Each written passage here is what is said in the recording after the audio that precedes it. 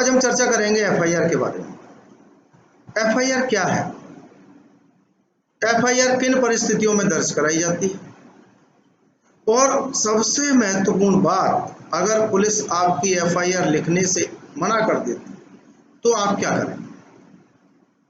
दोस्तों, अगर आपने हमारा चैनल सब्सक्राइब नहीं किया है तो आप हमारे चैनल को सब्सक्राइब करें, बेल आइकॉन पर क्लिक करें, जिससे कानूनी समस्त जानकारी आप तक सुगमता से उपलब्ध हो सके। दोस्तों, मेरा मानना यह है कि प्रत्येक व्यक्ति को कानून की संपूर्ण जानकारी होनी चाहिए, क्योंकि कानून की जानकारी आपको शक्तिशाली बनाती है। जैसे अक्सर आपने सुना होगा, लोग कहते हैं कि पैसे से लोगों को शक्ति प्राप्त होती है, लेकिन जो ज्ञान है वो अपने आप में ही शक्ति है।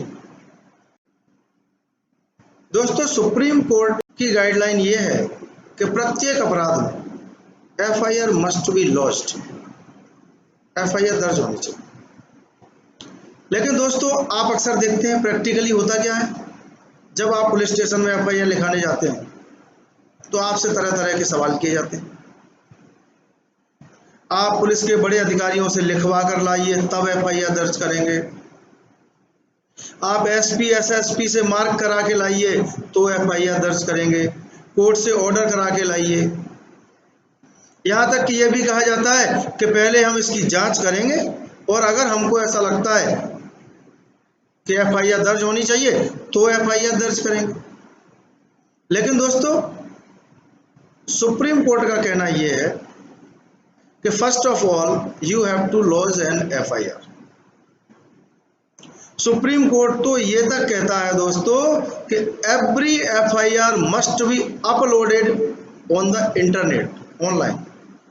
एफआईआर लॉज भी होनी चाहिए और इंटरनेट पर अपलोड भी होनी चाहिए। दोस्तों, अब मैं आपको सबसे पहले ये बताऊं कि एफआईआर होती क्या है। किसी भी अपराध की प्रथम सूचना को एफआईआर कहते हैं।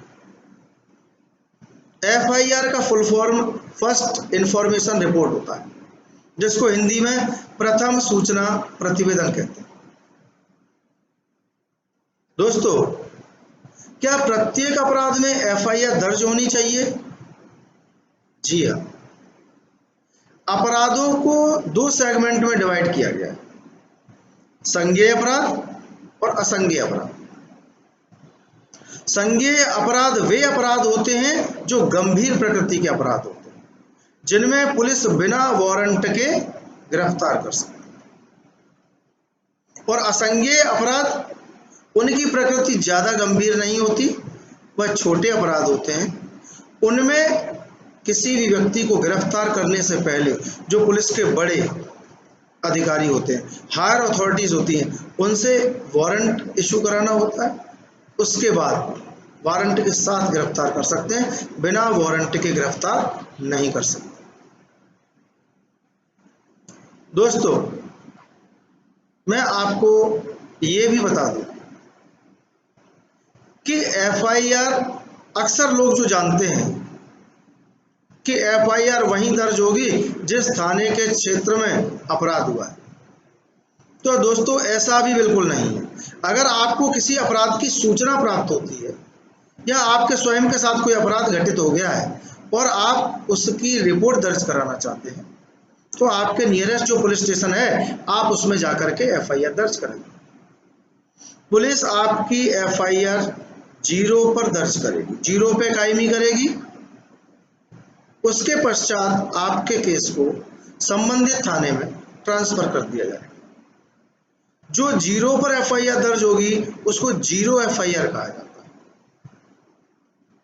दोस्तों, एफआईआर करने के लिए, एफआईआर दर्ज होने के लिए हमारे पास 2 धाराएं उपलब्ध हैं। एक सीआरपीसी की धारा 154 और एक सीआरपीसी की धारा 155।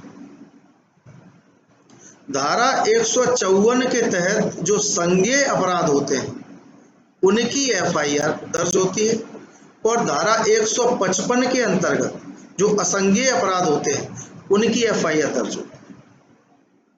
दोस्तों, पुलिस के पास दो तरह के रजिस्टर उपलब्ध होते हैं,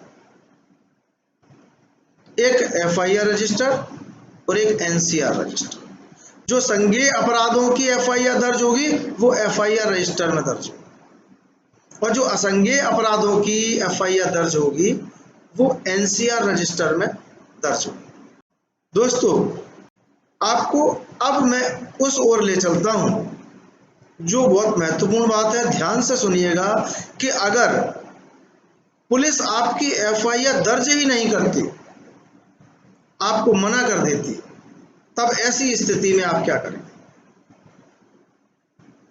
तो दोस्तों, ऐसी स्थिति में आप एसपी को अपने केस की समरी लिख करके दे सकते हैं।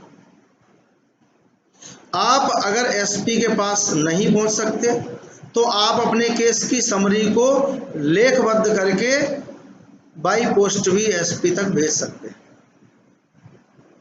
उसमें इस बात का जिक्र भी कर सकते हैं कि आप फला पुलिस अधिकारी से फला पुलिस स्टेशन में मिले और पुलिस अधिकारी ने आपकी एफआईआर लिखने से मना कर दिया। तब ऐसे पुलिस अधिकारी के विरुद्ध कार्यवाही भी सुनिश्चित की जा सकती है। जिस वक्त आपने अपनी समरी एसपी को भेज दी, उसके बाद एसपी की यह जिम्मेदारी बनती है कि वो उस मामले की जांच करवाए और आपकी एफआईआर दर्ज करवाए।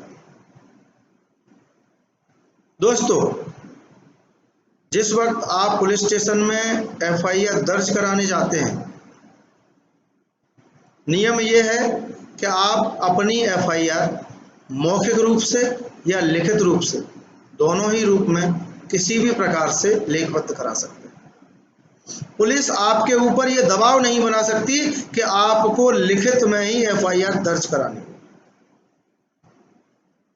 आप मौखिक रूप से अपनी रिपोर्ट दर्ज कराते हैं तो थाने का भार साधक अधिकारी स्वयं उसको लेखबद्ध करेगा या किसी दूसरे पुलिस अधिकारी से लेखबद्ध करवाएगा, जिसमें आपके द्वारा बोला गया एक एक शब्द लिखा जाएगा। उसके बाद आपको पूरा पढ़कर सुनाया जाएगा। जब आप यह कहेंगे कि जो मैंने बोला है वही लिखा गया है, तब आप एफआईआर के नीचे अपने हस्ताक्षर करेंगे और एफआईआर लेकर आपको उस एफआईआर की एक प्रति फ्री ऑफ कॉस्ट प्रदान करेंगे। दोस्तों, अब फिर वहीं चलते हैं कि यदि पुलिस एफआईआर नहीं लिखती, एफआईआर लेने से मना कर देती है, तो एक आपको उपचार एसपी के पास अपनी समरी भेजने का बताया।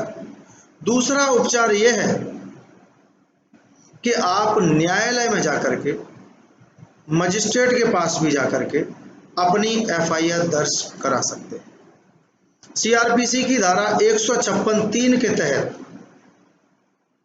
मजिस्ट्रेट संबंधित पुलिस थाने के भार साधक अधिकारी को आदेशित करेगा कि आप इस मामले में एफआईआर दर्ज करें, इसका इन्वेस्टिगेशन करें और जांच न्यायालय में प्रस्तुत करें।